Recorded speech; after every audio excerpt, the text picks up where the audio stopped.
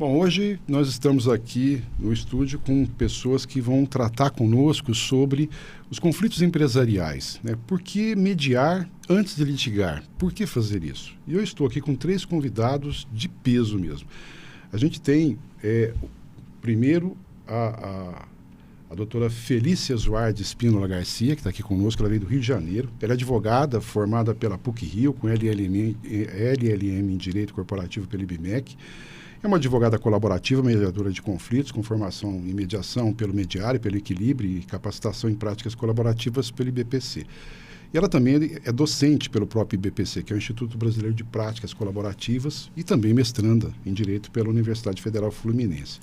Ela tem várias obras publicadas, tem artigos e tem também uma boa experiência em mediação, que é isso que a gente vai explorar dela aqui hoje. Muito obrigado por sua presença, doutora. Temos aqui o meu amigo, meu direto amigo Caio César Infantini. Muitos pontos nos unem aqui, origens, né, profissão e tudo mais. Ele é advogado formado pela PUC, com LLM em Direito Empresarial pelo SEU, Law School, mediador privado, certificado em nível avançado pelo ICFML, e ele tem um convênio com a Universidade Católica Portuguesa e mediador judicial e extrajudicial com atuação como supervisor de mediadores do Sejusc. Então vejo que ele prepara mediadores lá no Sejusc. E é capacitado especificamente para mediação na recuperação de empresas e falências. Esse é um ponto que eu vou chamar a atenção de vocês, porque a nossa conversa é sobre crise e crise financeira. E temos também aqui o Marcelo Palma Marafon, que eu conheci há longo tempo, o pai dele, o Plínio César Marafon. Ele é mediador formado pela GV, com certificação internacional avançada também pelo ICFML, mestre em resolução de conflitos empresariais pela Escola Paulista de Direito, EPD, advogado especializado em processo civil pela PUC São Paulo, em contratos também, e ele atua na resolução de conflitos entre empresários e empresas familiares de sucessão. Então, esse é um ponto também que eu chamo a atenção, que nós vamos conversar sobre esse tema.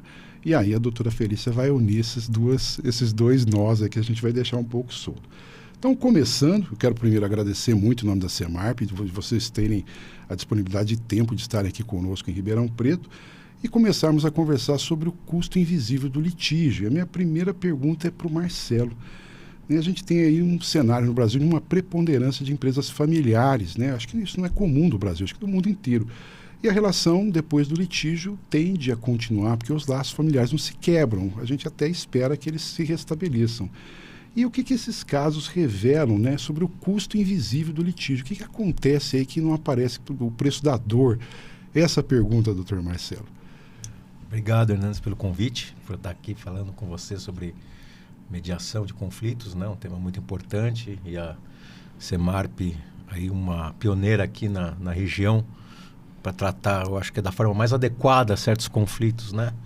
Porque o conflito, a gente tem várias portas para levá-los, né? É verdade. E com certeza nós aqui, né, que defendemos a mediação, entendemos que a mediação, claro, não são para todos os casos, mas para a grande maioria, eu acho que é uma porta aí que os advogados deveriam utilizar mais, né? Perfeito. E um dos motivos é essa sua pergunta, né?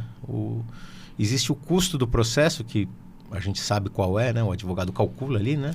Nem sempre é muito claro, né? Uma perícia a gente não sabe, né? Verdade. Já começa a expandir o custo de uma assistência técnica, né? Esse é um problema. Verdade. E está cada vez mais caro, né? É verdade. Eu, graças a Deus, não mexo muito em processo ainda, mas, se não me engano, é 1,5% a 2% do valor da causa. 1,5% para ingressar com a ação, 4% para recorrer. E agravo está quase R$1.000. E depois tem os custos também do cumprimento de sentença, se não houver o cumprimento espontâneo. Então, né? se você colocar isso, esse é o custo que a gente chama, né, o custo econômico do processo. Perfeito. Mais o honorário do advogado, eventual sucumbência, né, que você pode perder, né? Exatamente. Tudo isso você coloca. E tem esse custo invisível, né, que quando a pessoa entra numa disputa judicial, de repente, ela não bota esse custo na fórmula dela, né? Porque ela só vai sentir durante o conflito, né? Não é um custo que na hora que você, vamos dizer assim, como os advogados antigamente falavam, vamos abrir a causa, né? Abrir a causa. O cliente geralmente está feliz, é isso mesmo, vamos processar. Vamos para o combate, vamos tirar tudo da outra parte, vamos lá, meu advogado é bom, né? E aí, durante o conflito, ele vai percebendo esse custo invisível, que é o custo emocional, né? Perfeito. Geralmente há uma quebra de vínculo com a outra parte, né? Que, se você está num conflito é porque você teve um vínculo com ela, né? Independente de qual vínculo você teve, de alguma forma... Ou mais superficial, ou mais intenso. Ou no mais caso, intenso, aí, numa sociedade familiar, é sempre mais intenso. Né? Qualquer tipo de sociedade mais familiar, você tem os dois vínculos, né? O vínculo empresarial e o vínculo familiar. Então, é um vínculo forte que você rompeu ali. Durante o processo, não se falam, se tornam inimigos. E isso causa na pessoa, né, muito problema emocional, né? Uma carga emocional muito grande, né? Ela geralmente, né, são poucas pessoas que eu conheço que têm essa capacidade de dividir, não, eu só vou pensar nisso na hora do processo e vou levar minha vida normal. Eu acho que o ser humano, né, geralmente é assim, a gente fica ali com nossos problemas matutando diariamente, né, sobre eles. Imagine quando você tem um problema grande, que é um processo contra alguém que você já teve uma relação de amor, de afeto e de sócio. Então, de lealdade, confiança. Confiança, perfeito. Então, isso é uma carga que poucas pessoas colocam, né? E vai se carregando e ela vai se agravando durante o processo. Que tem a fase inicial, que eu falei que é a fase da raiva. Depois tem a fase ali de você não entender bem o que você está fazendo, mas você tem que manter aquela posição, né? Porque são posições no processo, né? Que a mediação, depois a gente pode conversar sobre se ela trata diferente. A gente tenta tirar ele dessas posições, mas você tem que manter essa posição dele ali. E não vai poder, né, nunca enfraquecer. E tá ali, já briguei com aquela pessoa, ela é meu inimigo, e aquilo lá vai causando esse custo invisível que, nossa, eu acho que é muito maior, às vezes, que o próprio financeiro. E tem também um custo da própria exposição, né? Que eu imagino isso. Como advogado, a gente sabe disso. Eu preciso de reunir provas. E para reunir provas, às vezes, eu tenho que conversar com testemunhas, né? Que presenciaram um determinado fato, uma briga lá real de sócios. Ou, então, de documentos, ou de lealdade, né? Para quem aquela pessoa vai... Né, aquela pessoa vai prestar um depoimento, a quem favorecerá aquele depoimento. Então, aquilo cria um ambiente assim de muita insegurança, né? E a pessoa tem que se expor. Será que esse custo a pessoa conhece no começo? E aí vem a pergunta também para complementar, que eu acho que você vai passar para a gente exatamente isso. Eu acho que nesse ponto a mediação, como ela não serve de prova, os conteúdos dela, é nisso que vai estar, né, a força dela. Eu posso explorar os assuntos ali que estão guardados, né, dentro do conflito, para que as pessoas voltem a conversar de uma forma confiante, até naquele ambiente de mediação. Não é essa pegada? Sim, com certeza. Não, você resumiu bem.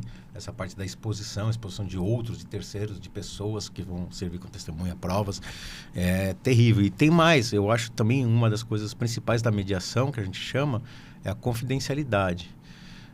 Porque uma briga judicial, né, geralmente o juiz ultimamente ainda estão dando poucos pedidos, eu vejo, de deferir o segredo de justiça. Então se distribui e todo mundo fica sabendo da ação. Uhum. Né? Qualquer um vai pesquisar ali no fórum, a imprensa, qualquer um pesquisa, e você levar o caso para uma forma de tratamento de mediação, você fica confidencial, ninguém fica sabendo. Exato. Não é exposto, né? Outro dia eu ainda analiso contratos também, né, como advogado, e eu sempre luto para colocar a cláusula de mediação, né? Independente se depois vai para o judiciário, para a arbitragem, mas a mediação... E a outra parte estava insistindo não deixa, qualquer coisa. E eu convenci ele nisso. Eu falei assim, olha, esse é um contrato que envolve muita gente, uma comunidade menor. Se for para o judiciário, todo mundo vai ficar sabendo. E aí?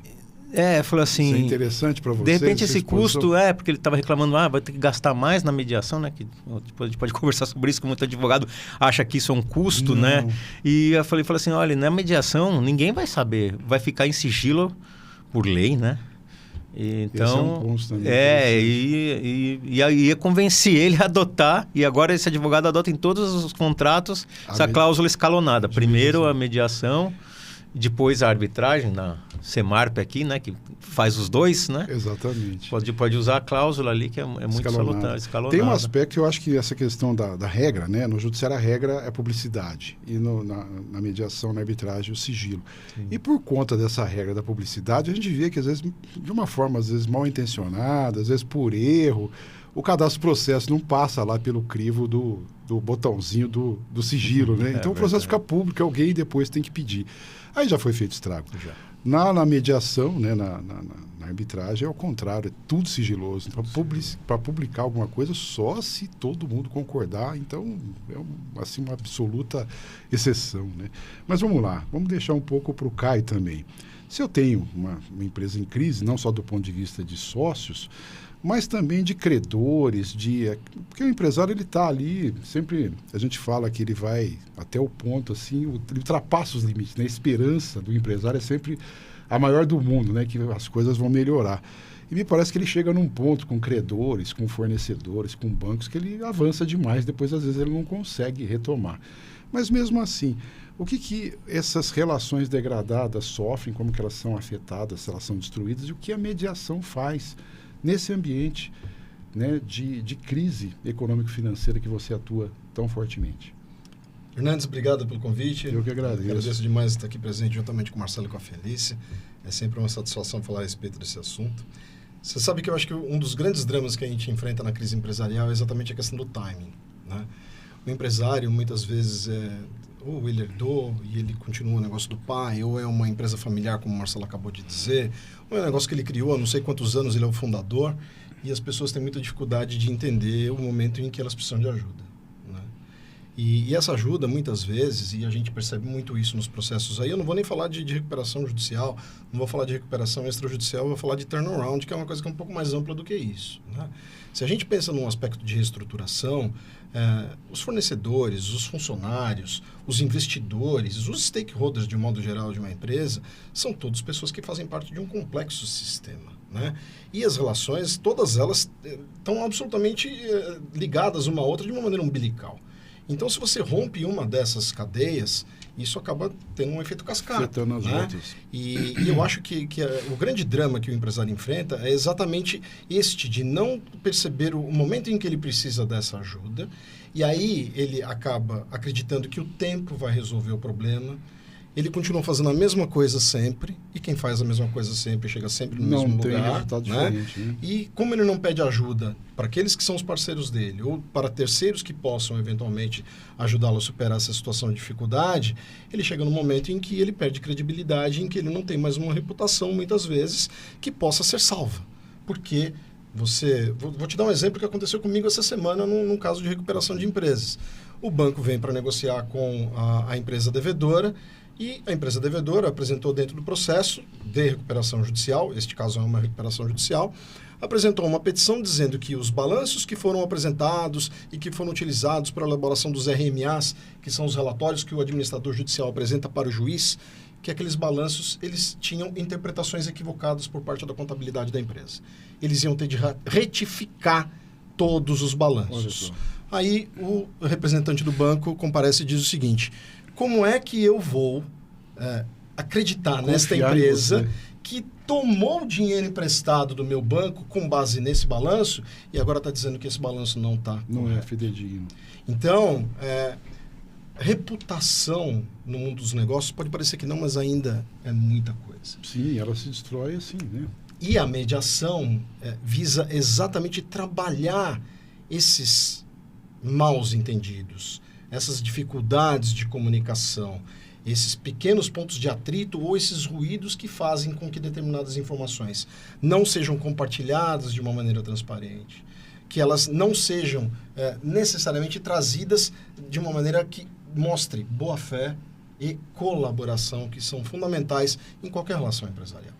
E, de uma certa forma, deve haver uma girada, assim, um momento que vira a chave, que a pessoa também pode estar numa conduta errada e falar, não, daqui para frente eu acerto o passo. Isso também a mediação consegue observar. Sim. Senão, tem coisas que a pessoa faz. Eu já tive casos assim, que o contador fez um balanço para um banco, fez um balanço para outro banco. Cada um lhe dava um resultado. Então, a gente olhava e falava, isso não pode, isso é temerário, tem que ter um balanço só, né? Mas ele fez assim. E aí? A hora que acontece um negócio desse, né, com demonstrações falsas, altamente questionáveis, no seu caso, a própria empresa está falando isso, mas nesse a gente olhou por dentro, falou, não pode nem apresentar isso aqui, né? Aí falou, daqui para frente você vai ter que andar corretamente. E aí vai precisar de uma pessoa que tem uma visão também sistêmica, como é o caso que você está falando. O mediador vai ter essa percepção também. E aí em que medida que você consegue auxiliar essa empresa? Como é que ficam essas relações? É possível restabelecer? É possível manter? É possível ajustar? Como é que você enxerga isso? Sim, é possível. Já estivemos em outra oportunidade juntos com o Adolfo, né? O Adolfo Braga Neto, Sim. um dos grandes mediadores do Brasil. E o Adolfo é um dos maiores defensores da questão de que, quando nós estamos dentro de um conflito, você tem uma situação de crise de confiança. E um dos objetivos do mediador, como um facilitador da preservação da relação, do resgate da relação, ou de um encerramento adequado daquela relação, é trabalhar com base em confiança. Quando você tem um ambiente de recuperação de empresas em que existe uma dívida enorme, com inúmeros credores esparsos, pulverizados, etc., etc., esse sujeito que emprestou dinheiro para a empresa, você acha que ele tem confiança naquela empresa? Ele pode se sentir enganado, né? Pois é, mas o que acontece é que esse vínculo ele pode eventualmente ser restabelecido. Tudo depende da postura com que você vem. Tudo depende da maneira como você vai se comportar e daquilo que você vai mostrar, não com palavras, mas com ações. Condutas. Então, a confiança pode sim ser restabelecida. E com as técnicas que nós três aqui, né, utilizamos dentro da Semarp, inclusive, para fazer mediações, a gente consegue fazer com que as pessoas reflitam a respeito daquilo que está acontecendo. E elas tomem a decisão informada a respeito de: posso ter confiança nesse meu parceiro ou essa confiança não pode ser restabelecida?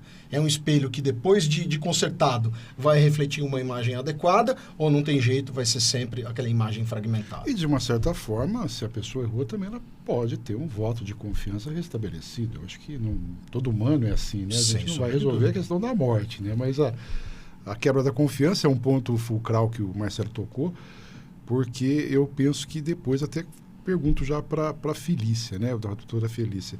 A questão da confiança, quando ela é rompida, me parece que ela não consegue se restabelecer de uma forma assim completa, porque parece que havia até uma fantasia assim entre as partes, né? Às vezes uma confiança exagerada, uma expectativa muito grande. A realidade depois ela mostra que aquilo tem que ser melhor recebido. Então eu posso ter até aquele ponto e não mais. E aí vem essa questão, como é que fica esse ponto onde que estão as práticas colaborativas, as alternativas de solução, em relação justamente a essa cultura jurídica que a gente tem no país do litígio, né? Que o Brasil tudo se resolve agora, tudo se pede, né, para a justiça. A gente vê o protagonismo aí do Supremo Tribunal Federal, que agora começou a julgar a reforma tributária, né, que está sendo antecipando. Mas fica aí, como é que ficam essas práticas colaborativas? Como é que você vê essa tentativa de restabelecer as relações? Como é que elas se dão a partir daí? Se elas passam a ser mais realistas, se elas não eram tão realistas antes? Como é que você vê isso, doutora? Boa tarde, Hernandes. Muito obrigada pelo convite. É um prazer estar aqui com caros amigos, Marcelo, Caio. E vou até unir um pouco aqui das falas do Marcelo e do Caio. As práticas colaborativas surgem, na verdade, no direito de família, né? Perfeito. Da ideia de um advogado de Minnesota, o Stuart Webb, que pensa, né, que ele não queria mais continuar advogando no litígio, né, nas guerras e pensando, inclusive, nos custos invisíveis, porque ganhar um processo nem sempre significava vencer. Tem a vitória de Pirro, né? Aquele general que ganhou a batalha, mas dizimou a própria companhia dele. E a gente retoma aos custos invisíveis, né? Então, ele pensava nisso numa relação familiar. Assim, o que é, afinal de contas, ganhar um processo? Né? É sair uma família despedaçada. Exato. E para ele, pessoalmente, enquanto advogado, viver nas trincheiras era um sinônimo de sucesso? Ele tinha qualidade de vida? Ou ele vê aquelas famílias totalmente destruídas? Aquilo era uma posição, um exercício da profissão gratificante? Ou pensar em desenvolver uma prática em que advogados pudessem trabalhar como advogados, mas com transparência, com boa fé, né? E com um compromisso de vamos sentar à mesa num ambiente protegido e, se não for possível o acordo, os clientes ficam liberados, aptos a ajuizarem suas demandas, se for o caso. Os advogados, porque já tiveram informações e trabalharam com toda a tranquilidade nesse ambiente protegido, se retiram do processo. Então, ninguém naquele ambiente está ameaçado. Existe essa possibilidade de trabalho. Então, assim surgem as práticas colaborativas, que depois se desenvolvem, inclusive, para a área empresarial. Perfeito. O que acontece com a cultura do litígio? No Brasil, eu acho que no mundo, nós vivemos por muito tempo entendendo que resolver conflitos significava ir ao judiciário, significava lutar, degladiar e partir para a briga, para a luta. E cada vez mais existe um movimento dos últimos anos, e no Brasil a gente vai falar de 2010, de 2015 com o Código Civil, vai falar da lei de mediação, dos métodos adequados de resolução de conflitos, uma movimentação, inclusive com o MEC, determinando que sejam ofertadas disciplinas de métodos de resolução de conflitos consensuais, numa perspectiva de deixar bastante evidente que resolver conflito não é sinônimo de recorrer ao judiciário. Em muitos casos, e está tudo bem, ninguém está questionando a eficiência do judiciário, mas não para todas as situações. Existem conflitos que podem ter uma solução mais adequada, né? E aí entra a mediação, entram as práticas colaborativas e tantas outras portas de acesso à justiça. Eu acho que é aqui que a gente trabalha, nesse que é uma mudança ambiente cultural, né? Que a gente, pela ascensão latina nossa, a gente tem, assim, pegar em armas. Eu lembro até agora do livrinho do Rudolf Ehring, A Luta pelo Direito em Pé de Guerra. A gente trouxe isso da faculdade. Exato. E os bancos acadêmicos, eles querem preparar o advogado para o litígio, né? E o juiz como um órgão que vai ficar ali dizendo o direito na área conflituosa. Mas não há essa ideia de abrir um canal de conversação, que eu acho que é aí que entra a mediação no ambiente de vocês todos, né? Que é a questão do endividamento, a questão do direito de família que surgiu aí, a questão empresarial que tem tudo a ver. Mas é importante a gente olhar essas questões dentro do contexto, né? Se a gente olhar, por exemplo, a questão da crise da empresa na mediação, o Caio, né, a formação dele está ali dentro da recuperação de empresa, né? Credores, né, emperdigados ali, querendo receber de alguma forma. Só que se eles tentarem realizar os créditos, provavelmente ninguém vai receber, nem eles. E aí, como é que fica com essa situação da reforma que aconteceu na lei de mediação, trazendo o artigo 20B, na lei 11.101, que é a lei de RJ, trazendo ali aquela suspensão dos credores por 60 dias, e deixar também plantada aqui a pergunta para você, que eu sei que você vai tocar no assunto, que é a questão também da recuperação extrajudicial. Não é só a judicial que tem que passar por isso, né?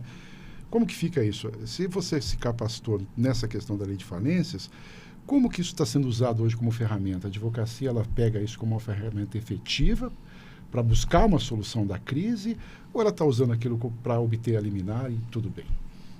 Bastante instigante a pergunta dele, né, Felícia e Marcelo?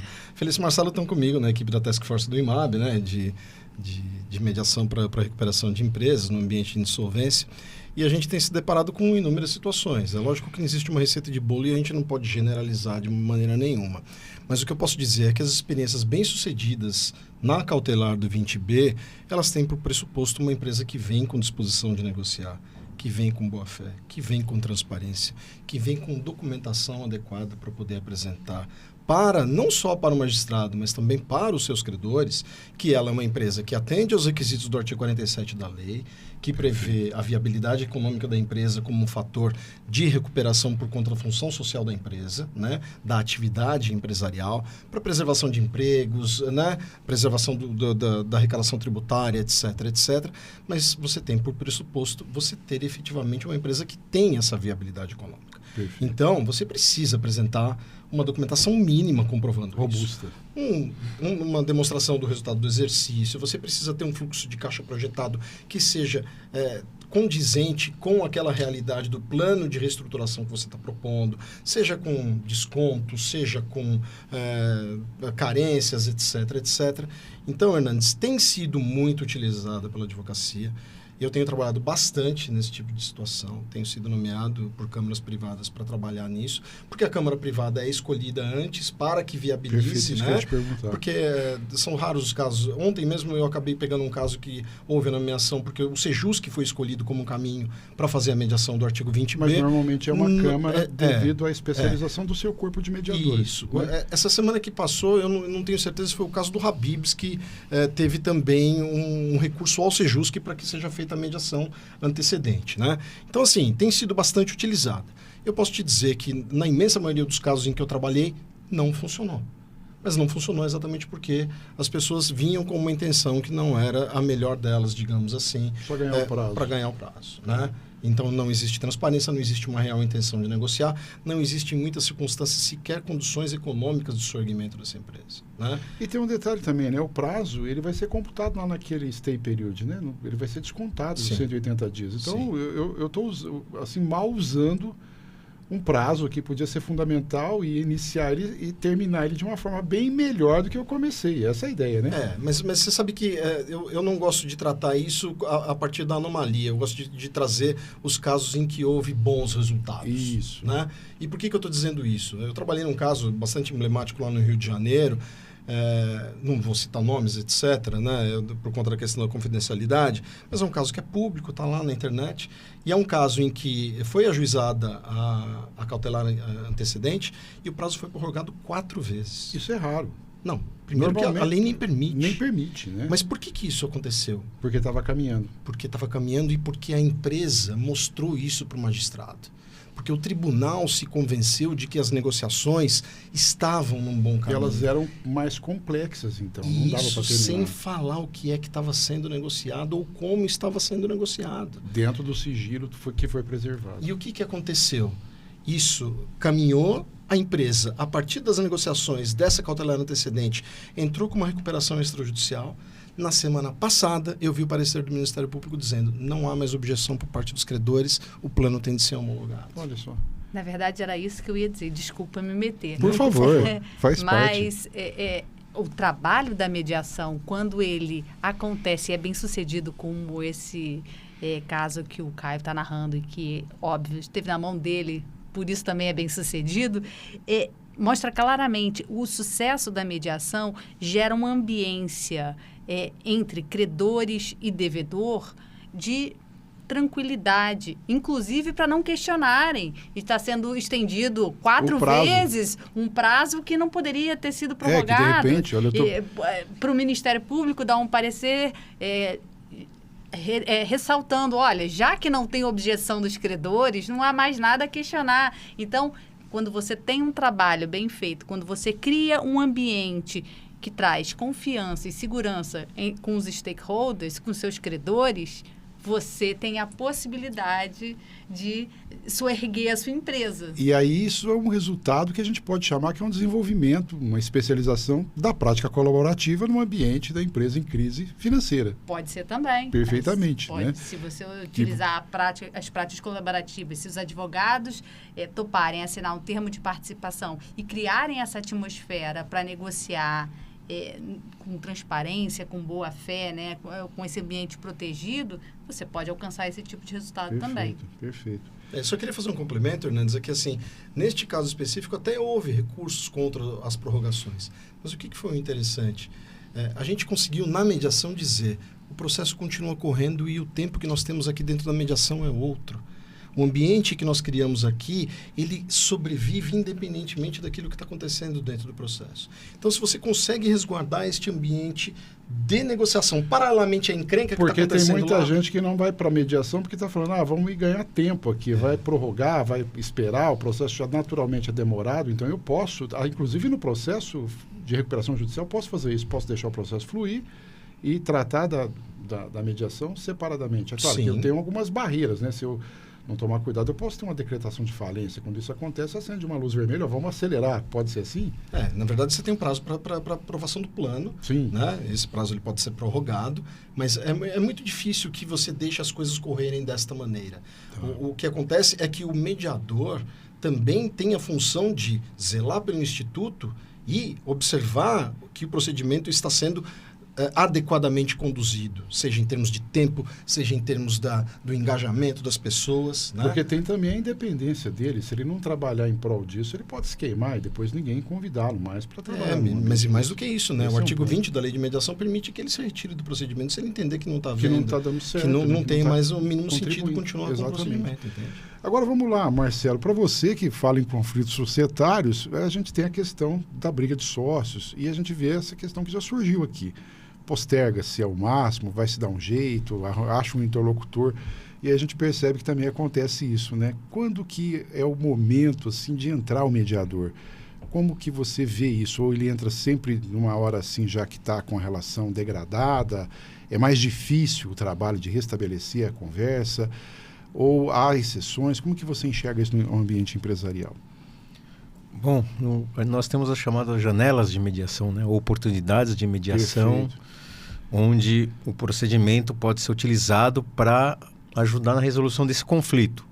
Então, depende do conflito, em qualquer momento, eu acho, depende, claro, caso a mediação é um trabalho artesanal, eu vou dizer, né? O mediador, né, é quase pode dizer, um artista, porque ele não existe uma mediação como tem, né, um processo, né, que a gente fala de massa, né? Igual não existe, ao outro, cada não existe uma é mediação uma. em massa. Cada mediação é uma mediação e a oportunidade do conflito, né, de resolver o conflito via mediação depende muito do caso, se ele escalou muito o conflito, a gente usa esse termo em mediação, né? O conflito está muito escalado, não está escalado, né? Onde vem o conflito vai fazendo aquela curva, né? Mas depende de caso em qualquer momento. Tem casos que é bom no começo, né? Antes do Um exemplo, judicializar. você tem uma ideia para passar para a gente? Por exemplo, esse que você trouxe, né? Uma disputa societária, uma disputa familiar até, talvez antes de procurar o judiciário, porque quando você procura o judiciário parece que a relação corta, né? Você não tem mais aquela abertura de conversa. Todos se entrincheiram, né? Então alguma coisa, alguma relação talvez assim, podendo falar mais aí de uma forma mais genérica, né? De uma disputa que envolve mais questões familiares, alguma questão que se for para o litígio, se for para o judiciário não tem mais volta, talvez seja ali o momento de tentar antes. E eu acho importante você colocar isso, principalmente para a advocacia, né? Porque às vezes a advocacia está estimulada até a ir para a guerra, mas não é o caso, talvez, de refletir, falou, não é o momento de tentar ali esse caminho, né? Como que você vê esse ponto? Treinar a advocacia para essa percepção. Sim. Tem momentos também, né? Só para também falar aqui com os colegas advogados, é isso. Tem momentos, por exemplo, que talvez a mediação seja só depois do processo saneado ali, né? Depois de feitas as provas, porque tem gente que precisa da prova até... Aí falava, puxa... Para tomar uma posição. Como se a gente estava falando aqui de confiança, né? De falar assim, puxa, não... Quando eu vi determinado documento, ali eu fiquei mais à vontade para começar a conversar com a parte contrária, porque eu trouxe uma luz que não era bem aquilo. Então, tem casos que também só depois ali de uma determinada produção de provas, pode ser medida, depende de muito de caso, né? Mas o que é importante falar aqui, trazer para o advogado, independente do momento, como vocês estavam falando agora, né? Principalmente na parte de recuperação de empresas que o Caio trouxe, o advogado, claro, ele também é treinado como um negociador, geralmente, né? Perfeito. Um advogado, por quase todos que eu conheço, se consideram bons negociadores, Sim. né? E eles questionam, por que eu vou precisar de um mediador ali para... Se eu já faço isso, né? Eu já faço isso, por que eu vou precisar na recuperação judicial? Posso ligar para meus credores, eu mesmo negociar, vou botar um terceiro ali, um custo a mais, né? E a Felícia trouxe o ambiente, né? Assim, um recado aqui para o advogado que não está escutando, não está vendo. Tente, né? Você vai ver, o ambiente é completamente diferente de uma negociação. Esse terceiro imparcial dentro do sistema, ele muda de um jeito, né? A gente, como mediador, né, tinha aquele mantra, confie no processo de mediação. Às vezes, só o processo de mediação, sem o mediador nem atuar ainda muito, já mudou. Porque só aquele ambiente... A postura, porque com um terceiro na mesa de negociação é completamente diferente. E ainda por cima frisando que ele tem independência, tem parcialidade, independência. Você negociando, né? Eu falava isso para um advogado amigo meu, ele muitas vezes ele ameaçava, né? O devedor, né? Dando um exemplo aqui em recuperação judicial. Você fala, se você não negocia comigo, minha empresa vai quebrar, né? Não sei o quê. Mas se eu ouvir isso do próprio cara, né? Da própria empresa, você acha que é um blefe, né? Uhum. Mas se eu ver isso de um terceiro, falar, olha, será que se você não negociar, essa empresa vai ter um fôlego para passar essa dificuldade? Ele ouve diferente, ele escuta diferente e de vez em quando é verdade, não é um blefe do negociador, mas se você não está negociando ali, então em qualquer momento, né, no momento oportuno, talvez a mediação funcione mais ou menos da janela, mas assim, ela funciona. E funciona diferente, não é a mesma coisa de uma negociação direta. A direta tem o viés do próprio advogado, né? Que por definição da profissão, ele tem que ser parcial. Não tem outro caminho. Se ele tem que ser parcial, ele tem que defender com unhas e dentes até uma situação errada, que o cara estava colocando. Se o sujeito foi lá, apresentou uma demonstração financeira errada, ele vai ter que justificar isso aí, vai ter argumentos. E a advocacia constrói, é brilhante a advocacia nesse ponto. Claro. E aí que eu vejo, né, que esse ponto, o mediador parece que ele vai ter ali esse olhar que se sobrepõe a tudo, assim, que ele consegue enxergar todo o horizonte e dá os alertas, né? E o bom advogado, ele tem uma coisa, né? Vou tomar cuidado com as palavras aqui, ele sabe utilizar bem o mediador. Sim. Ele sabe utilizar o mediador a seu favor. Não que o mediador vai ser parcial a ele, não. Ou que vai ser realmente usado, ele vai ser usado, manipulado. Não é esse usado, esse termo que eu estou dizendo. Mas ele sabe colocar esse terceiro na mesa e fazer destravar uma negociação que ouvindo a mesma frase, que ouvindo da boca de uma parte contrária ali, ele soa de um jeito, de um terceiro ele soa do outro, e de repente é a mesma coisa. Às vezes tem uma quebra de lealdade, por exemplo, de uma pessoa que é vista por uma das partes relacionadas como quebra de lealdade, aquela outra pessoa nunca conseguiu se justificar, se explicar, aquilo tem, às vezes, até um racional atrás. Quando a pessoa ouve aquilo, fala, eu não tinha entendido assim. Pode até acontecer isso, eu imagino. Claro, o mediador serve para isso, para jogar luz ali onde está mal esclarecido e a comunicação direta, às vezes, não permite isso, né? Porque é o que você falou, já está com a confiança quebrada. Ou, pelo menos, arranhada, né? Ali estilhaçada. Mas, tudo que vier da outra parte, você não vai receber bem. Você vai receber com desconfiança, você vai receber com receio, você vai receber... Então, essa forma de negociar ou de conversar sobre o conflito, né? Num procedimento de mediação... né, pro advogado que acha que pode resolver, fala aí, o recado, o conselho que eu dou é assim, experimenta o procedimento de mediação, contrata a Semarp para um caso seu que você acha que está travado ali, fala assim, vou tentar aqui, porque a oportunidade é essa, o caso já está quase para sentença. Já foi julgado. Não tem problema. Gente aqui na Câmara analisa, vê, olha, o seu caso é mediável. A gente tem essa análise, né? E na Semarp a gente tem uma pegada também, que a gente está mexendo ali no nosso regulamento para prever como regra a pré-mediação, né, gratuita, uma sessão que vai ter uma explicação, um atendimento da pessoa para ela poder entender. Que tem muita gente que fala assim, eu escutei até esses dias de um advogado que falou assim, eu tenho receio de ir lá para fazer terapia. Eu falei, não é isso. Você vai entrar numa metodologia própria de trabalho, em que vai ter uma pessoa aqui distante, que vai ouvir você, a outra parte, e vai olhar o ambiente para gerar a possibilidade de diálogo. E às vezes, se vocês não conversam, os advogados primeiro começam a conversar entre eles. E a doutora Vivian, a presidente da comissão de mediação, ela fala que às vezes é preciso mediar os profissionais da advocacia primeiro, daquele conflito, para depois ir para as próprias partes. Eu acho isso muito interessante. Mas aproveitando, Marcelo, você já usou essa palavra aqui, o mantra, né? E você usa num texto seu esse poder propositivo aí do mediador. Aí a pergunta é assim, até onde vai esse poder? Sem que o mediador quebre, ou ele perca ali a sua autonomia, a sua independência, a sua imparcialidade, porque parece que às vezes ele tem que indicar alguma coisa que pode acontecer. Isso me parece que seria o ambiente da proposição, como você mesmo tocou, né? Olha, será que se você não fizer o acordo você tem fôlego, né? Você está olhando alguma coisa que a outra parte não viu, não está vendo que a ameaça pode ser real, efetiva, mas isso me parece que é o poder propositivo. Como que você vê isso, como que você encara e até que limite que vai esse poder, esse mantra que você fala? Esse artigo recém-publicado com meu colega Alexandre Palermo, a gente teve a ideia de escrever depois dessa negociação de paz entre os Estados Unidos e o Irã, que teve a mediação do Paquistão, que ele começou a propor, por que você não faz isso, por que você não faz isso? E muita gente na mediação, né, diz, mas o mediador não pode propor nada, o mediador não pode opinar, o mediador tem que ser neutro, imparcial, né? Então, assim, eu acho que dá para ser os dois. Você consegue, de repente, ser mais avaliativo, que a gente chama participativo, sem perder a sua parcialidade e a sua neutralidade, né? Eu acho que o mediador tem que ser muito bem preparado. Aqui tenho 2 exemplos de colegas brilhantes, a Felícia e o Caio, que são super bem preparados, principalmente nessa área de reestruturação, recuperação de empresas, né? Renegociação de dívidas, porque eles entendem, eles estudaram isso, né? Muito. Então, o mediador, como ele tem um conhecimento bom sobre o negócio, às vezes até mais que as partes, eu não vejo por que ele participar ativamente da solução do conflito. Quando falo participar ativamente, é que tem algum mediador que fica, não, o mediador tem que ser parede, né? Você fica ouvindo, ou como você falou, o seu colega, uma terapia, né? Eu vou tratar com ele só sobre as questões dele, fazer aquelas perguntas filosofais, né?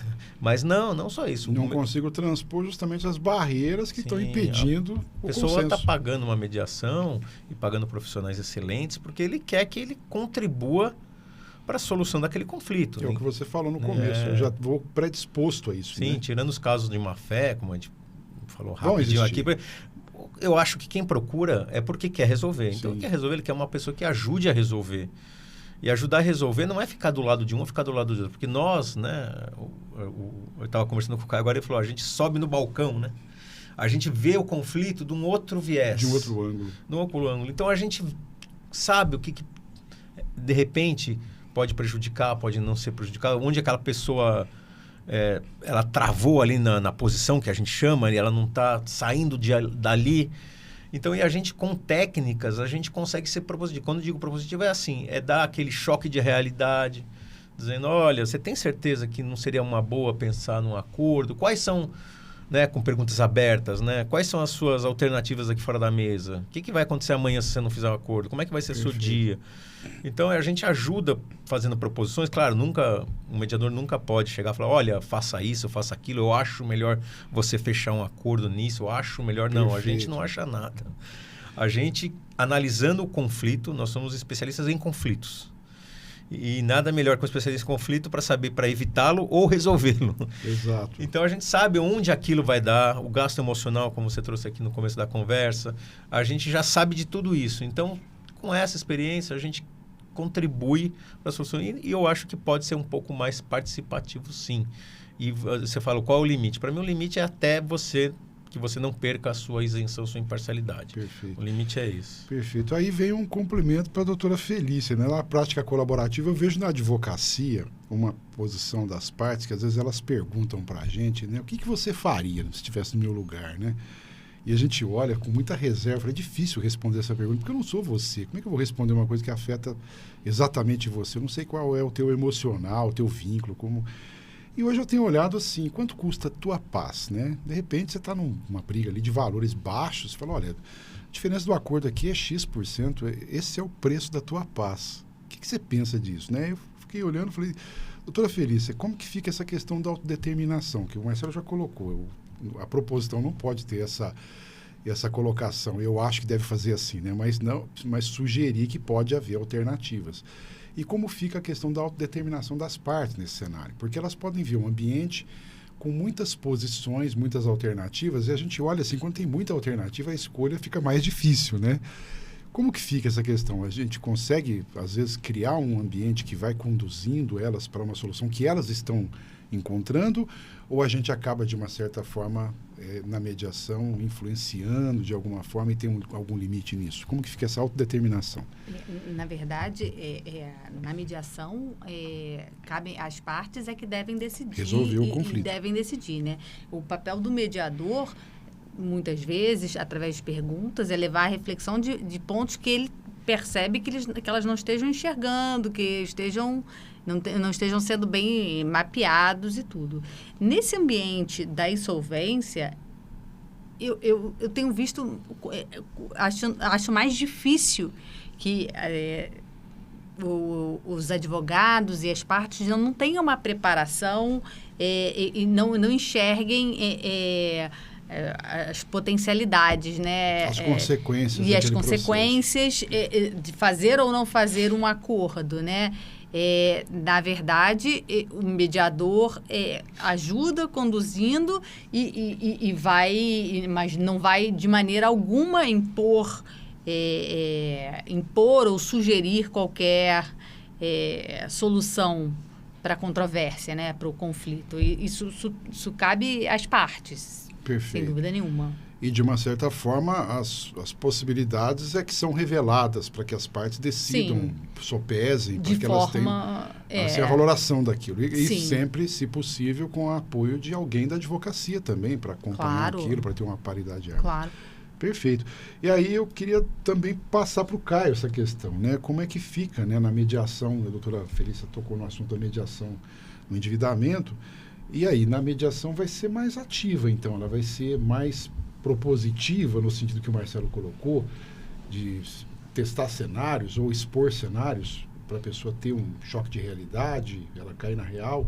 O próprio credor, às vezes, eu quero a falência, a qualquer custo, eu fui enganado, e olhar e falar, mas será que isso resolve o seu problema? Como que você vê isso? Eu acho que a ferramenta mais estratégica do mediador é o teste de realidade. Eu gosto muito do teste de realidade. Eu acho que quando você fala a respeito de mediação propositiva, não é exatamente esta a palavra e não é exatamente este o contexto, né? A escola, entre aspas, que trata desse assunto é uma prática americana de se fazer a mediação, que é a chamada mediação avaliativa. Se você vai para uma mediação lá nos Estados Unidos para resolver um caso de acidente de veículo, o mediador sabe quanto custa uma lesão no cotovelo, quanto custa uma lesão na ponta do dedo, tudo isso ele tem. E aí o que ele faz? Ele chega e ele fala, tá bom, você está pedindo isso daqui, mas acontece que na tabela está dizendo que vai ser assim, assim, assim. A corte tal julga isto assim, assim, assim, assado. Como é que você está pretendendo fazer uma coisa como essa? Então, dentro da mediação, nós temos uma ferramenta chamada Caucus, né, que é uma reunião privada, em que a gente conversa reservadamente com algum dos envolvidos e seu advogado, sem a presença dos demais, né? E é neste momento em que a gente aplica esses testes de realidade e a gente fala, doutor, será que é por aí mesmo?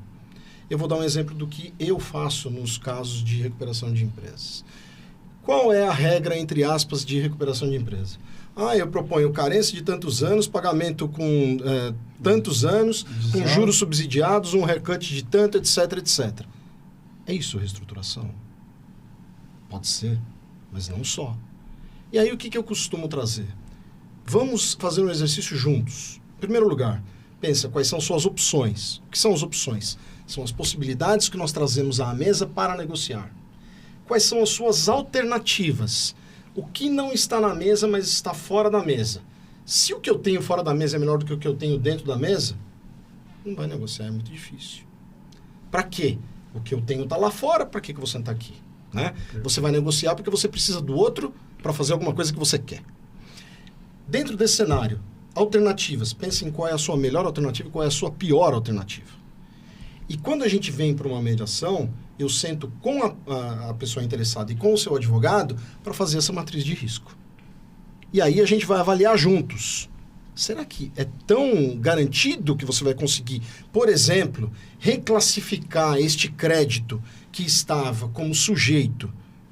Aconteceu isso semana passada comigo. De 30 milhões de reais para torná-lo um crédito sujeito e que vai ter de ser objeto do plano. Qual é a garantia que você tem disso? Você já tem um pronunciamento do AJ dizendo que esse crédito é não sujeito. O AJ, volta a dizer, é o administrador judicial, um auxiliar do juiz que ajuda o juiz na conferência das questões contábeis, dos números da empresa, né?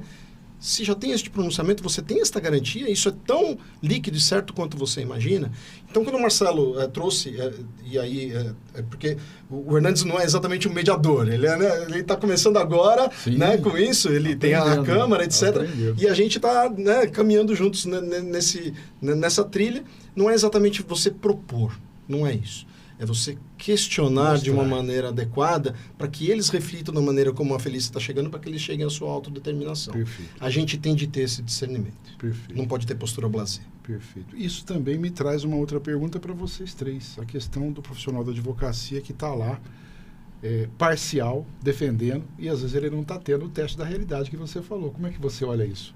A postura da doutora Vivian, será que eu tenho que também mediar esse profissional primeiro no Caucus, na conferência ali, na mediação isolada com ele? Eu não vou falar de recuperação de empresas, do ambiente de insolvência, mas isso acontece muito. Eu sou muito contratado para mediações privadas e, na maioria das vezes, o que eu faço? Uma reunião separadamente com a parte interessada e o seu advogado, depois com a outra parte interessada e o seu advogado, e depois eu chamo só os dois advogados para conversar com eles. É preciso ter esse alinhamento. Sim. E em muitas situações, Hernandes, os advogados se retiram e eles deixam a gente negociar diretamente só com as partes e eles só voltam quando é para redigir o acordo. Para formalizar.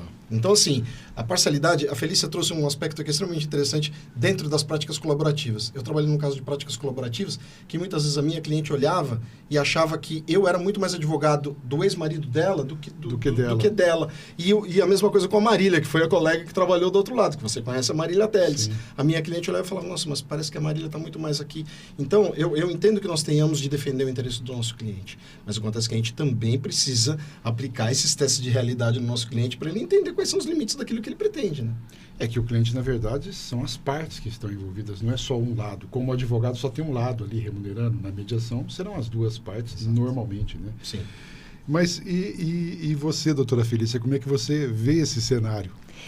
Eu vejo a questão dos advogados, além de fundamental e achar super importante esse tipo de atuação, como o Caio descreveu, de chamar os advogados para uma sessão antes, só os advogados, é importante e super adequado em relação ao Código de Ética da Advocacia. Sim. Lembrando que o advogado, ele é um resolvedor de problemas. De ele não é um ajuizador de processos. Sim. Então, ele entender que esse é o papel dele, que é colaborar para que aquele conflito tenha a melhor solução possível, faz parte da sua atuação técnica. Ele não está sendo menos advogado por isso. Aliás, ele está sendo integral, ele está sendo mais. Ele está evitando custos desnecessários, sejam eles emocionais, sejam eles financeiros. Ele está atuando com um olhar macro, um olhar sistêmico, trazendo muitos benefícios, quando, claro, é evidente que a gente está falando de um acordo que faça sentido para as partes, Sim. de um acordo que seja viável. Mas essa é a atuação do advogado, isso sem dúvida nenhuma. E para o mediador, quando os advogados se propõem a trabalhar juntos, trabalhar colaborativamente, mais chance tem do processo de mediação ser bem sucedido, né? Porque acaba que a relação, a ambiência fica muito melhor, sim, muito mais fácil o diálogo, né? Com a capacidade das pessoas de entendimento e de autodeterminação, inclusive de assumir essa postura de protagonistas, né? De assumirem o papel, de assumirem as suas decisões. Perfeito. Marcelo, o que você acha disso? A doutora Felícia falou uma palavra que eu acho que era muito boa, que é o protagonismo, que às vezes a gente tem o protagonismo da parte e às vezes a gente tem do advogado estimulado pela parte, né? Que às vezes ele se sente ali empoderado e vai para a guerra, né? Sim. E como que você vê nesse contexto que a gente está conversando, né? Como é que a gente pode trabalhar aí o profissional da advocacia para que ele veja esses pontos e exerça um protagonismo diferente agora, culturalmente até? Olha, Hernandes, sua pergunta é excelente, né? Desde o começo, quando você formulou, perguntou para o Caio dessa a relação cliente-advogado, como se portar. E a Felícia trouxe também, que eu concordo 100% com ela, qual seria o papel do advogado. Né? O papel do advogado seria buscar o melhor para o seu cliente, de uma forma técnica, resolver o conflito, levar para essa porta ou para aquela, seria o ideal. Mas eu acho, não sei, para mim, isso ainda é uma briga. O advogado chegar nesse patamar, são poucos ainda que têm essa visão. Até para o próprio cliente. Eu acho que no Brasil, infelizmente, a gente tem uma visão, a gente tem um sentimento, eu vou dizer assim, muito paternalista. Né? A gente precisa de um... Desde na política precisamos de heróis, precisamos de salvadores, precisamos... E eu acho que ainda as partes veem muito o advogado nisso, e o advogado veste essa capa, né? O advogado é o pai da parte, ele é aquele que vai proteger ela, a mãe, né? Acho que até mãe é melhor, né? A mãe que vai proteger ele, é meu filho, né? Aquele que a gente brinca, né? Tipo, a única pessoa que visita na prisão, a pessoa é a mãe, né? A mãe está do lado do filho até em qualquer lugar. E eu acho que, né? Eu fui advogado, né, muitos anos, né? Eu vejo essa relação. Mesmo ainda empresário, mesmo assim ainda tem essa. Vou chamar meu advogado, né? Ele fala com aquela boca cheia, né? O advogado que vai me proteger, o advogado que vai me defender, e o advogado veste essa capa, porque essa relação ficou assim. O advogado é que vai brigar por ele, vai representar ele, tá do lado dele, vai acabar com a outra parte. E a gente falar para o advogado, não, pensa diferente, eu acho que a gente... Claro, tem que fazer esse exercício, mas acho que a gente ainda está anos-luz. Então, o que eu falo, eu acho? O advogado, claro, também não é burro. O advogado é muito inteligente, ele também já sabe lá na frente, mesmo vestindo esse papel, ele sabe que o cliente dele pode perder, Ele sabe que aquela demanda, de repente, não foi meio forçada, né? Não, tem muita chance, né? Quando a gente mandava, né, com aqueles relatórios para a empresa, né, chance de êxito remoto, possível, provável, pra né? auditoria. A gente sabia, né? A gente sabe. Fala, poxa, mas se é remota, por que você entrou com a ação, né? Dá vontade de perguntar, né? O Brasil tem um perfil que eu costumo dizer assim, o cara contrata um serviço, uma empresa contrata um serviço, uma compra parcelada, ele não aguenta pagar, ele judicializa para poder se proteger, né? Falar, eu não fiquei inadimplente porque eu estava inadimplente, é porque você me entregou o serviço, é um produto de má qualidade, então eu vou discutir com você. Aí você olha e fala, mas gente, não é essa a ideia, você que criou o problema financeiro, vamos achar a solução, né? Fica mais caro isso. Fica muito mais caro. Deturpa, né? Mas aí que é o problema, eu acho. Eu acho que alguns advogados que eu converso sobre mediação, eles falam, eu não posso falar isso para o meu cliente. Eu não posso falar. Se eu falar, eu perco o cliente. Eu perco o cliente, mostro fraqueza. Posso falar, essa ação mais ou menos, vamos conversar com outra parte. Muitos não gostam. Então, assim, eu acho que a gente tem, como a Felícia falou, uma reeducação Perfeito. de advogados que vai começar nos bancos das faculdades, né, para ali, e já está começando, né, essa geração que vem nova, a gente tem as mediações, as competições de mediações hoje pelo Brasil, e você vê o nível dos estudantes, eu acho que já vem, a próxima geração já vem forte, mas enquanto isso, eu acho que o advogado pode usar a mediação para isso. Como você falou, testar, assim, não tem contraindicação. O advogado fala assim, puxa, eu não posso falar. Eu não posso chegar para o meu cliente e falar, será que dá esse choque de realidade? O mediador, teste de realidade, o mediador pode. Mas o mediador pode, né? Então vamos lá, de repente, conversar com o mediador, fazer uma mediação, num cálculo, numa reunião privada, o mediador pode falar, doutor, mas e aí? E aí talvez ele, o advogado da mediação, junto com esse terceiro, ele consiga abrir para o cliente dele. Ele falou, os julgados do tribunal estão apontando que uma indenização de dano moral não passa de R$3.000 aí, né? Esse pedido de 20 mil, será que não é exagerado, né, doutor? Né? Pode dar uma sucumbência e perder. Aí talvez pensando nesse ambiente ali, ele consiga falar para o cliente dele, né?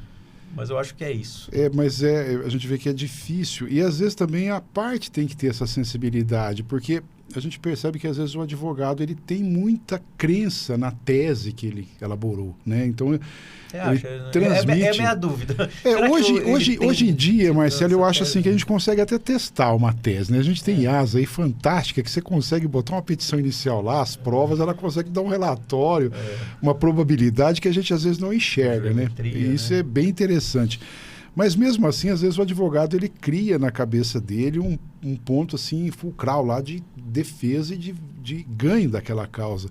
E vai no ímpeto, às vezes, a pessoa até dizer, não, eu rasgo o meu diploma. Isso a gente vê que é um absurdo, né? Não pode de jeito nenhum, mas tem advogado que a gente percebe assim, é tão seguro, né, que está ali que pode dar certo. E quando a gente vai para um lado de falar, não posso assegurar, eu até coloco isso profissionalmente, a pessoa pede estatística, fala, se eu falar para você que é 0,1% e perder a ação, o 0,1 fez você perder a ação. Então, você não tem jeito de fazer um cálculo estatístico. É uma guerra de provas, de documentos, de demonstrações.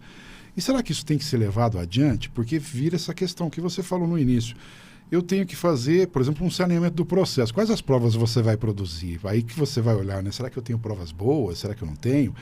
A minha prova é frágil aqui, ou essa prova aqui não é tão robusta quanto eu pensava. Será que não é melhor parar um pouquinho, fazer um acordo? Então, às vezes ali dá um choque de realidade, né? Então, isso também tem que valer para a parte. De repente, ela fala, deixa eu ver, eu tenho um mediador, ou pedir para o advogado dela, vamos tentar esse caminho, eu estou me sentindo, assim, perigoso nesse ambiente, eu não conheço, né? Vamos ouvir uma segunda opinião, mas não com outro profissional, mas com um mediador, que chama as partes ali para conversar.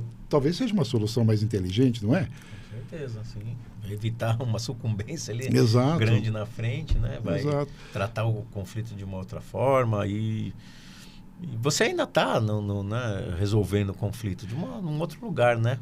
E o advogado não vai perder nesse ponto a condução da causa. Ele pode terminar a conversa ali e falar, não me convenceu, vamos prosseguir. O advogado claro, ele é muito importante na mediação até por isso, né? Porque, como a gente conversou aqui, o mediador não vai fazer uma proposta, uma proposição. Vai caber às partes. E o advogado é fundamental para, junto com o cliente, analisando todo o cenário, como você disse, analisando o futuro aí, falar, e aí, né? Eu vou me permitir ser impertinente aqui, Hernandes, Não, eu e te acho propor que a gente faça um próximo encontro, numa outra ocasião, para a gente falar a respeito dessa questão do papel do advogado nos meios consensuais, para a gente pensar isso do ponto de vista estrutural e especialmente por conta da realidade da advocacia brasileira, que não é a nossa realidade. Nós fazemos parte de uma casta, Sim, né? sim, A gente não pode negar isso. A gente tem uma questão relacionada aos honorários que é extremamente complicada, na maneira como ela é tratada pelo judiciário, como se os honorários dos advogados fossem um empecilho, fossem um entrave, fossem um motivo da litigiosidade. É um contrato legítimo que tem de ser respeitado. Perfeito. Quantas vezes você não se deparou com uma audiência de tentativa de conciliação em que o juiz falou, mas escuta, doutor, você não vai permitir o acordo por causa dos seus honorários?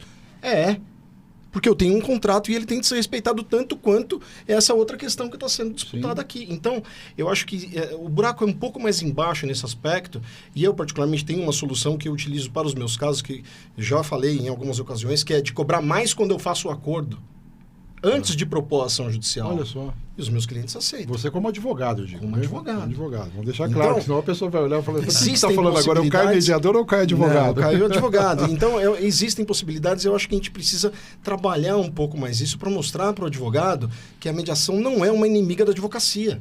O que é gozado, né, nos contratos que a gente faz no nosso escritório, a gente prevê um pagamento menor no caso de acordo. Que você está dando uma dica, eu acho interessante. Eu disse isso para a Vivian adorou a ideia. Resolvi primeiro, né? Pessoal, mas por quê? Eu achei interessante, muito bacana a tua justificativa. Agora, para a gente, como a gente já está no adiantado da hora, eu queria perguntar para vocês, cada um, se puder, sem revelar nomes, né, sem mantendo a anonimização das informações aí, contar algum caso, alguma experiência que vocês tiveram no seu ambiente de recuperação, no seu ambiente de práticas colaborativas e você, Marcelo, no ambiente societário, que vocês possam trazer para a gente ilustrar isso, um embate com a advocacia, uma situação ali que teve de uma solução inesperada. Fiquem à vontade. Posso começar trazendo Por favor. uma briga de sócio numa agência de publicidade, numa empresa de turismo. Uma agência de turismo média para grande em São Paulo. Os sócios estavam se desentendendo e o advogado que fez o contrato social fez muito bem. Ele fez uma fórmula de cálculo de haveres, tal, só que era uma cálculo de haveres que eles fizeram na pandemia. Tá. Então, pouca gente achava que a parte de turismo ia voltar a se recuperar. E essa, como ela segurou bem durante a pandemia, quando voltou, ela voltou ali com tudo. Então, eles fizeram uma conta ali, aquela fórmula ia dar uma indenização milionária para o sócio que ia sair. Fora essas brigas, né? E começou uma briga, não vamos pagar. Um advogado que estava lá falou, olha, se a gente levar para o judiciário, ele vai aplicar ali, tem uma chance dele aplicar ali o valor contábil lá, né? Fazer a perícia pelo valor, não vai aplicar essa cláusula, vai aplicar, mas a gente vai brigar, vai demorar, vamos estrangular, aquelas táticas todas, né, de tal. E aquelas assembleias de sócios pesadas, com o advogado participando e com todo mundo com medo. E aí aquilo você vê que foi esmagando, né, o próprio negócio, né? Tá. E aí eles resolveram levar o caso para mediação, né? Alguém teve uma ideia boa lá, falou, gente, vamos conversar? Não conversa com fulano. Os advogados já meio estremecidos também, né? Porque ela grava para cá, grava para lá. Ostentação oral ali, já um xingando quase a mãe do outro. Falou, não, vamos levar para mediação, levamos para mediação. E na mediação a gente começou com isso, né? Tentando entender a origem do conflito e principalmente os reais interesses dos sócios envolvidos. E a gente foi ver que esse sócio que queria sair, porque ele não queria mais trabalhar com turismo, ele percebeu que o futuro era um software de computador para o turismo, mas ele queria ficar na parte de informática, ele não queria mais gastar o tempo dele com uma agência. Tá. Falou, poxa, né? E nessas reuniões, nos cálculos, falando com advogados, né? Bem ali no final, já levando para o final, cortando a parte da mediação, mas qual que foi a solução? E que só foi possível essa solução na mediação, porque nunca judiciário não sei. Ele saiu, levou uma parte do valor lá, fizemos uma conta diferente, ele levou sim uma parte, mas ficou com essa obrigação de a própria agência contratar a empresa dele para o software. Então gerou uma riqueza, né? Um pós-negócio. Um pós-negócio para outro, a relação permaneceu. Um valor foi um valor menor, porque ele aceitou receber um valor melhor, porque ele tinha essa perspectiva o interesse de se desligar daquilo que estava... E ter um negócio já garantido, porque ia ser o primeiro cliente dele, para o software dele. Olha aí.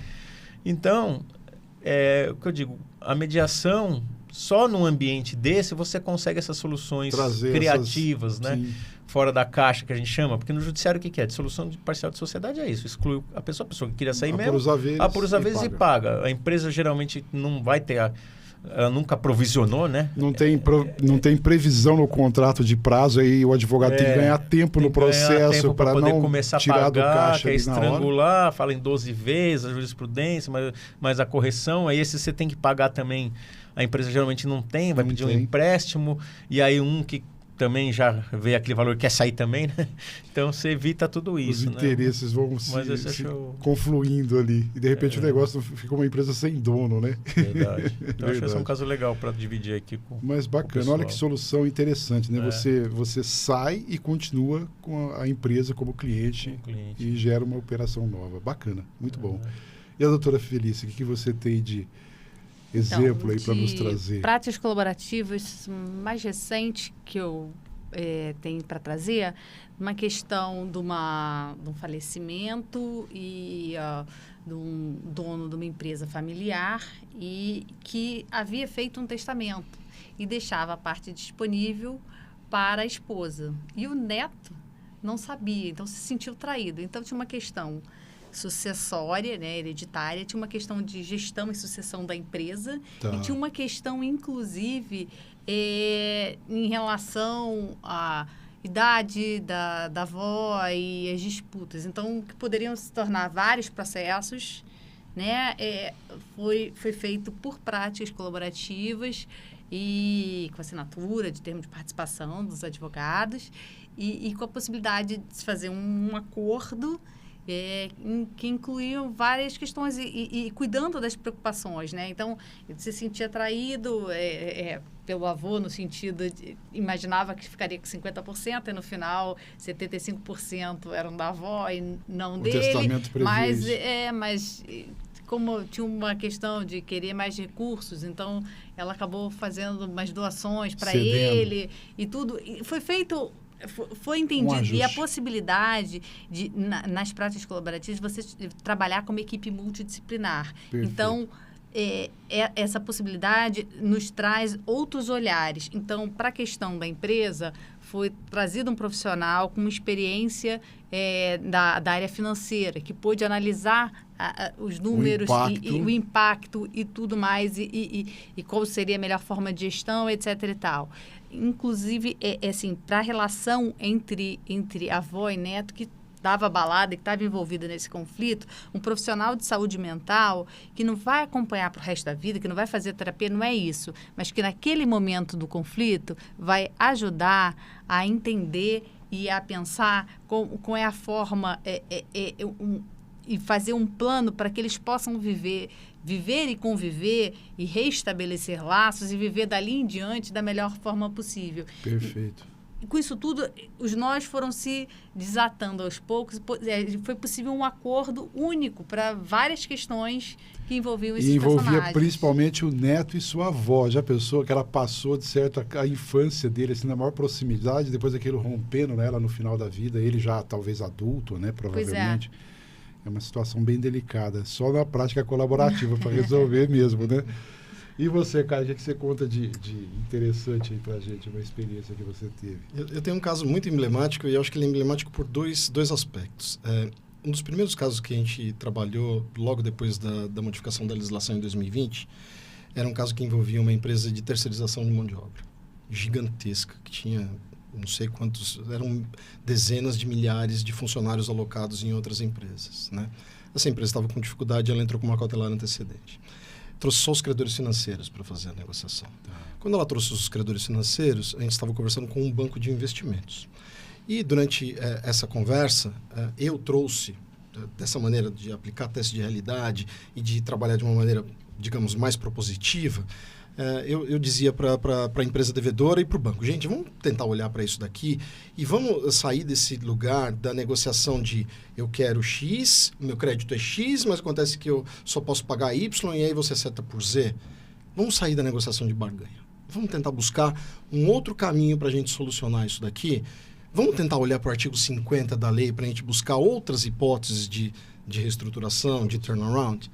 Eles olharam para isso com bastante carinho, o prazo acabou e a gente não terminou a mediação. Coisa de 2, 3 meses depois, eu fui dar aula na PUC, no curso que na época... Aliás, o professor Daniel Carne, até hoje, ele coordena o curso, mas ele não sei por que não tem mais aula de mediação. A Érica Basalha estava grávida, ela não podia dar aula, ela pegou e me chamou para dar aula. Eu fui lá e dei a aula. E aí, no meio da aula, veio uma aluna que trabalhava naquele banco de investimentos.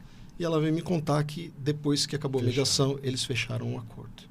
E o acordo foi feito. O banco de investimentos não podia administrar a carteira, a folha de pagamento.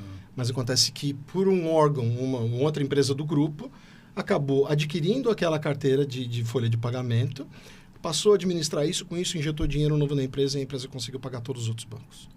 E esse é um efeito pós-mediação, que você não consegue medir, né? A gente já falou isso aqui. Mas tem um segundo efeito pós-mediação, que foi o que eu mencionei quando eu comecei a dizer. Esta advogada foi fazer o curso de mediação por causa disso. Olha só. Porque ela falou, existe um mundo além daquele que a gente vislumbra. E eu digo para você, Hernandes, muitos bancos estão se preparando muito bem para trabalhar de uma maneira colaborativa nos ambientes de mediação e recuperação de empresas. Os bancos não são necessariamente os vilões. Em algumas situações são, né? Mas a gente precisa entender que a mediação é um ambiente de acolhida. E quando você recebe um advogado bem preparado, tudo se facilita, como disse a Felício agora há pouco. E o que me deixou mais satisfeito não foi o fato de eles terem feito o acordo. Juro, não foi. Foi o fato de uma advogada que nunca tinha ouvido falar de mediação ir fazer um curso de mediação por conta de ter colhido o resultado de um trabalho que nem chegou ao fim, mas que reverberou lá na frente. Por isso que eu costumo dizer, meu caro, a mediação frutífera não é necessariamente aquela que acaba por acordo naquele momento da maneira como você imagina que teria de ser. A perenidade está aí no exemplo, né? Muito bom. Exatamente. E aí, o que a gente pode falar para terminar? O que vocês podem nos dizer aqui como uma prática recomendada para um profissional da advocacia? O que a gente recomenda? Conheça a Semarp. Utilize as cláusulas da Semarp. Se você entende que a cláusula da Semarp talvez não seja adequada para aquele determinado caso, para aquele tipo de contrato, converse com o Hernandes, converse com um advogado ou com um mediador que entende disso, para que possa também fazer o desenho adequado da cláusula para a utilização, não necessariamente só da mediação, de outros meios adequados de solução de conflitos antes de você partir para o litígio no judiciário ou na arbitragem. Obrigado, Caio. Tem uma coisa que a gente tem visto também, essa questão da mediação escalonada. Às vezes as pessoas falam, não, eu não vou colocar mediação escalonada pura e simples, porque pode ser que no começo do conflito, a gente já ouviu isso, as partes estão mais aguerridas e ali não é um ambiente para fazer uma mediação, então deixa começar e depois suspende ali. Eu falei, olha que interessante, essas coisas não são engessadas, né? A gente tem que ajustar, né? E você, doutora Feliz, o que você deixa de recomendação? A recomendação é, sem dúvida nenhuma, procurar a Semarp e, mais do que tudo, ouvindo o que a gente falou aqui, ter certeza que a mediação faz sentido, né? Tanto que até os advogados que não conheciam passam a se interessar e a buscar. E ela tem... A mediação traz resultados frutíferos, né? Não são só resultados econômico-financeiros, jurídicos, né? São mais sem do dúvida. que isso, né? Certeza. E você, doutor Marcelo, como é que você encerra aí? A palavra é sua. Eu acho que no Brasil a gente, né, tem opinado muito sobre várias coisas, todo mundo na internet deixa opinar e não conhece, sem conhecimento, né? Então, a mediação, apesar da lei já ter uma certa idade, né? A gente sabe que é pouco conhecida, né? Então, eu acho que muito advogado tem um preconceito, né, sobre mediação. Abraça a árvore, né, Caio? Muitos acham que... Ou terapia, como você trouxe. Que eu ouvi isso aí. Eu proponho aqui para o advogado que nunca fez. Faça uma. Testa. Pega aquele caso ali que você acha que está travado, que não vai, o cliente está lá, te cobra. Fala com o Hernandes, fala lá, vamos levar para a Câmara, vamos fazer esse teste lá. Vamos só conhecer, vamos tentar. E tem um detalhe, né, que a gente está frisando aqui, não custa nada, né? Não tem nem custo financeiro. A gente marca a pré-mediação na Semarp, a pessoa recebe toda a informação de como é feito o procedimento e aí ela vai dizer se ela quer realmente aquele caminho ou não. Então, testa, faz esse teste, faz como uma advogada aí, que a aluna do Caio fez, né? Uhum. Ela foi forçada a fazer, mas ela fez, depois descobriu porque se apaixonou. Eu faço uma aposta aqui com os nossos ouvintes aqui, né? Duvido que você não vai gostar. Não tem Senão o contraindicação. Hernandes devolve seu dinheiro, né? Se não receber a pré-mediação, não tem problema. Agora, se ele começar a mediação, a gente sabe que os efeitos vão ser muito mais do que o efeito econômico, né? E a Câmara, a gente sabe que a mediação, acho que é a forma mais barata realmente de solucionar. O ambiente do endividamento mesmo é o que mais expõe isso, né? A mediação de milhões custa uma parcela ali ínfima, né? E a pessoa às vezes fica reticente em contratar. Mas existe isso, gente. Marcelo, muito obrigado pela sua presença. Doutora Felícia, Caio, meu querido direto amigo. Fico muito feliz em recebê-los aqui. As portas da Semarp estão abertas. E a gente faz votos aqui que a gente tenha muitas mediações para realizar com vocês lá pela Semarp, que vocês também tenham em outros lugares, que sejam muito eficazes aí, que tenham muitas mediações pela frente. Muito, muito obrigado mesmo, de coração. E vamos lá para um próximo podcast, quem sabe com o Caio, da gente conversar firmemente. Acho que a tua ideia é muito boa sobre a questão que envolve a advocacia, honorários e tudo mais. E eu tenho algumas ideias até sobre a arbitragem na advocacia, mas isso é motivo para outra conversa. Muito obrigado, gente. Obrigado. Fique à vontade para dar uma palavra final. Boa tarde. Obrigado. Só agradecer mesmo. E agradecer você, Obrigado. Caio, Felícia, nossos colegas aqui de Task Force, né? Deixando à disposição aqui para o advogado que quiser escrever para a gente, perguntar alguma coisa, tirar alguma dúvida, né? Eu acho que está lá no site da Semarp, sim. os contatos, né? Só estamos à disposição. Perfeito. Obrigado, Marcelo. Então tá bom, gente.